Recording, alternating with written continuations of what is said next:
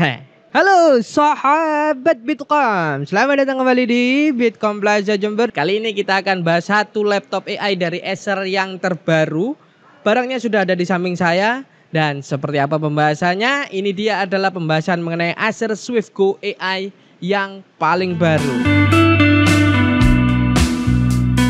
Halo sahabat Bitkom, kita kembali lagi di Bitkom Plaza Jember. Dan kali ini udah ada di samping saya ini adalah sebuah laptop AI dari Acer yang terbaru, yaitu Acer Swift Go 14 AI. Kenapa ada AI-nya di sini? Ya, karena dia udah pakai prosesor yang terbaru dari Intel, yaitu Intel Core 7 Ultra 155H. Loh, seperti apa performanya kita bahas terlebih dahulu sebelumnya, yaitu dari desainnya. Oke, dari desain ini sebenarnya seperti Acer Swift Go sebelumnya, Acer Swift Go 14 sebelumnya. Materialnya dia pakai metal, kemudian beratnya 1,3 kg dengan tebal 1,4 cm. Nah, yang menarik dari Acer Swift Go 14 yang kita bahas kali ini, dia memiliki dual fan tuh. Jadi kipasnya di dalamnya fan-nya itu ada dua. Nah, apakah ini nanti membantu? Ya kita lihat performanya seperti apa dan kemampuan pendinginannya di sini seperti apa. Masih seputar desain, untuk I/O portnya, kelengkapan I/O portnya di sini lumayan lengkap nih. Di sisi sebelah kanan ada satu kali USB 3.2 Gen 1 Type A, audio port 3,5 mm dan micro SD card. Di sisi sebelah kiri ada dua kali USB 4 Type C yang itu full function, bisa display port, data dan juga charger. Kemudian ada port HDMI dan ada satu kali USB 3.2 Gen 1 Type A. Dan untuk keyboardnya sendiri ini menarik sekali di sini karena di laptop yang sudah dilabeli AI oleh Acer ini juga sudah dilengkapi tombol Copilot, yang tentunya kalian sudah tahu fungsi dari tombol Copilot ini sendiri, yaitu memudahkan kalian membuka Microsoft Copilot tanpa harus membuka ini dan itu. Tinggal pencet, kalian udah bisa menikmati Microsoft Copilot di laptop yang satu ini. Dan keyboardnya sendiri ini sama persis sebenarnya layoutnya dengan Acer Swift Go 14 sebelumnya, dengan backlight berwarna putih 2 tingkat kecerahan. Nah, selain itu di bagian tombol powernya,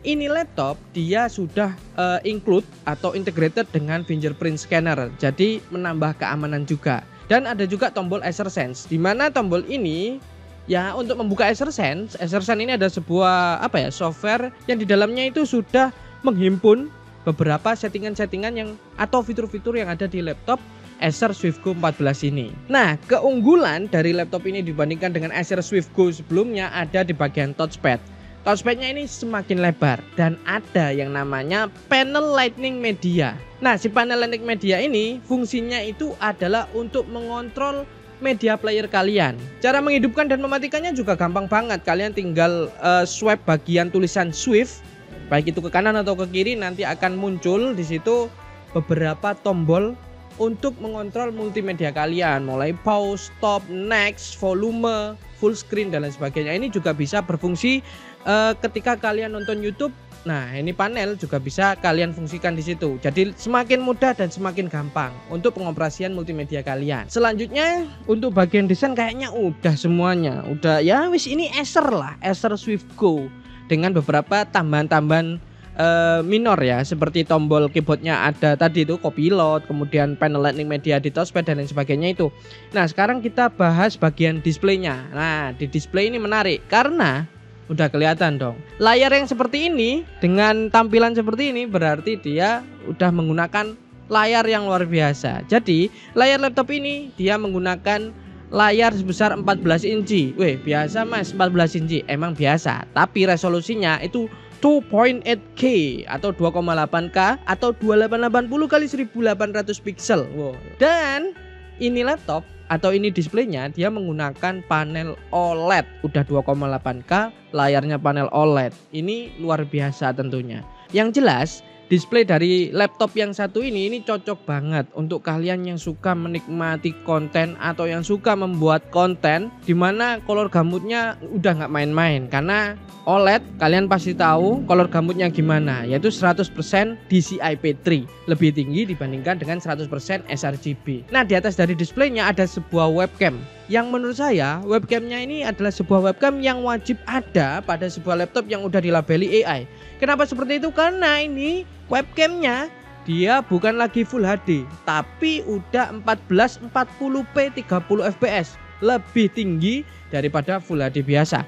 Dan tentunya sudah support dengan Microsoft Studio Effect. Kalian bisa menikmati Microsoft Studio Effect di sini seperti efek-efek blur background, kemudian eye contact ataupun auto framing.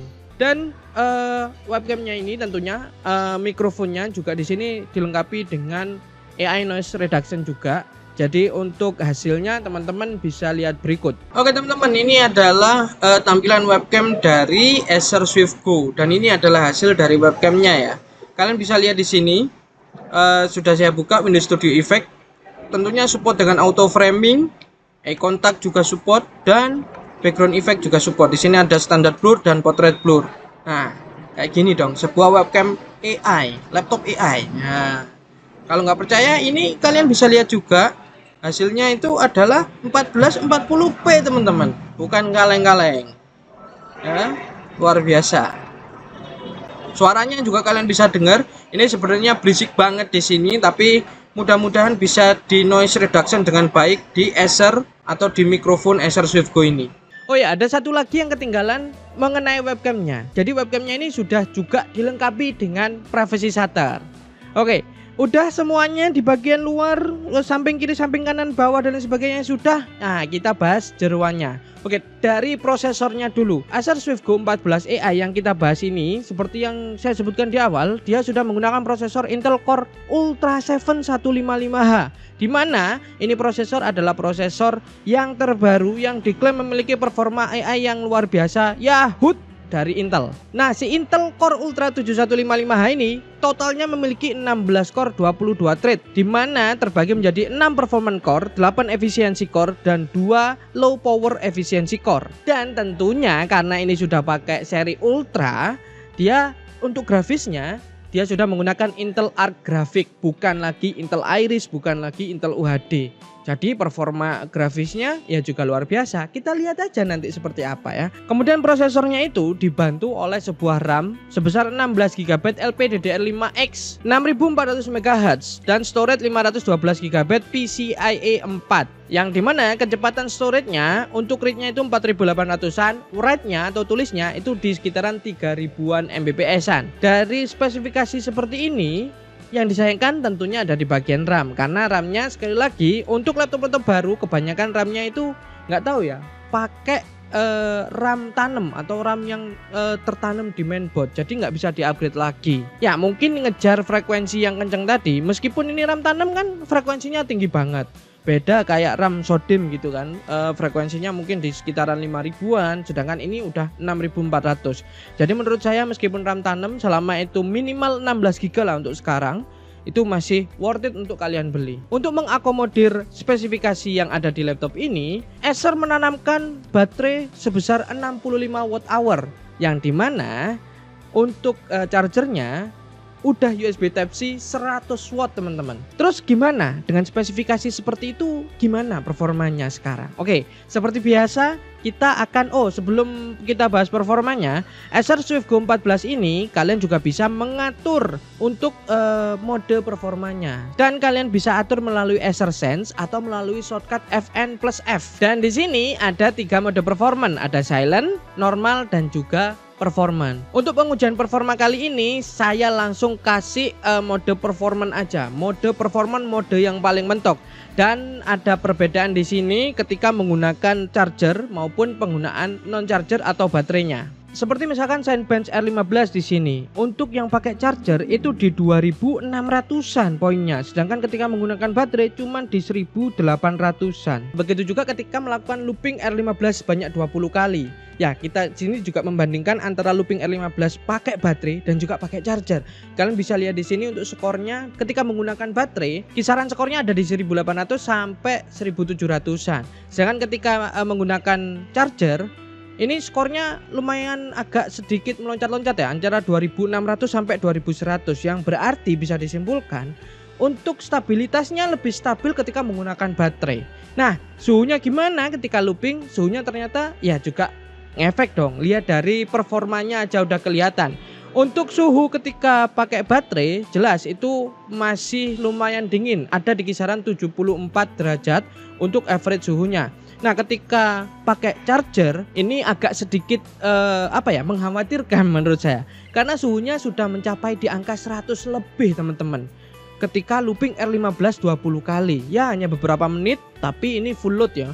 Dan modenya mode performance. Jadi kalau kalian pengen laptop ini dipakai di mode performance dan pakai charger, usahain kalian beli fan tambahan untuk Acer SwiftGo 14 ini. Kalau enggak, kalian turunin aja performanya di mode normal atau mode silent, yang pastinya untuk performanya akan lebih turun lagi dibandingkan ketika kalian menggunakan mode baterai. Nah, itu untuk performa dari CPU-nya. Nah, sekarang untuk kalian yang penasaran dengan performa integrated GPU-nya, di mana ini sudah menggunakan Intel Arc Graphics. Nah, performanya seperti apa? Nah, ini dia. Kita bahas sekarang satu-satu.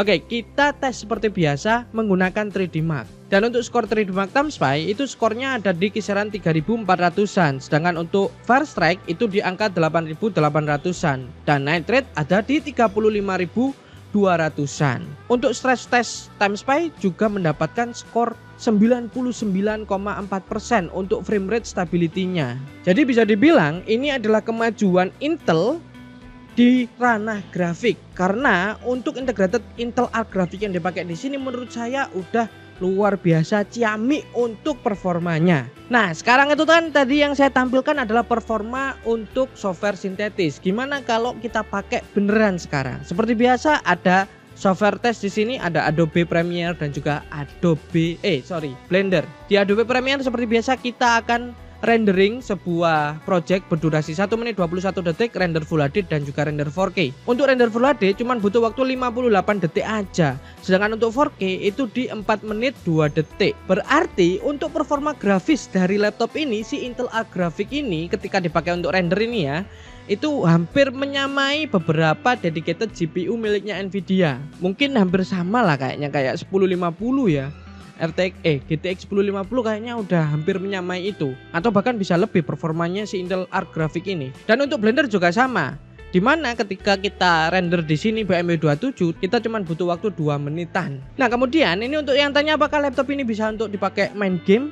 Ya, bisa aja dipakai main game.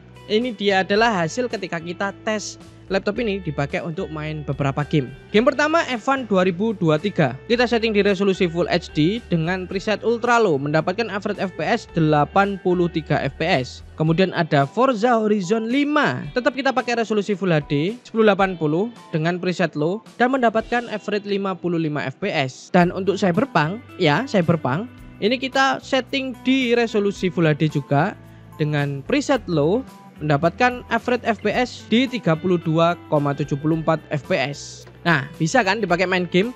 Tapi ya itu tadi, ada beberapa game seperti Cyberpunk yang memang kayaknya harus membutuhkan performa yang lebih ekstra dari ini. Cuman mengingat ini dia integrated graphic, ya menurut saya ini adalah kemajuan dari Intel di sisi grafisnya.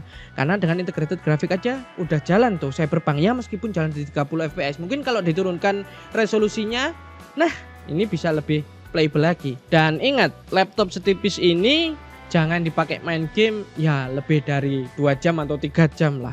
Kasihan laptopnya kan. Karena fan-nya meskipun 2, ini fan-nya kecil-kecil, suhunya kalian juga udah bisa lihat seperti itu suhu dari laptop yang satu ini. Kalaupun mau main game sewajarnya aja. Jadilah pengguna yang bijak dengan spek laptop yang seperti ini, dengan form factor yang seperti ini, tipis seperti ini. Ya kalian harus bisa menyesuaikan main game apa yang nggak terlalu berat di laptop ini. Kalau main game AAA bisa jalan di sini, Cyberpunk aja jalan kan. Tapi ya itu tadi, dibatasi aja waktunya. Oke, jadi itu adalah pembahasan mengenai Acer SwiftGo 14 AI yang terbaru ini. Dan untuk siapa sih sebenarnya laptop ini? Jadi menurut saya laptop ini cocok banget untuk kalian yang mobilitasnya tinggi, kemudian pengen laptop terbaru yang dimana juga udah support dengan beberapa AI itu tadi, dan performanya juga tinggi. Jadi apalagi untuk kalian konten kreator yang mungkin butuh layar laptop yang luar biasa, nah ini Acer SwiftGo 14 AI OLED, karena layarnya juga OLED. Jadi itu aja pembahasan mengenai Acer SwiftGo 14 AI ini. Mudah-mudahan bermanfaat untuk kalian semuanya, dan see you in the next video teman-teman. Terima kasih sudah menonton sejauh ini. Mohon maaf apabila ada kekurangan, dan see you in the next video. Saya Afat Pamit undur diri. Assalamualaikum warahmatullahi wabarakatuh. Dadah.